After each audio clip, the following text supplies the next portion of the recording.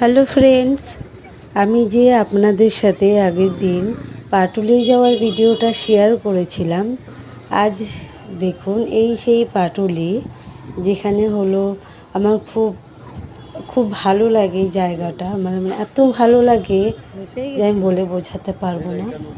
5 বছর আগে এখানে এসেছিলাম, আবার 5 বছর পর আসলাম।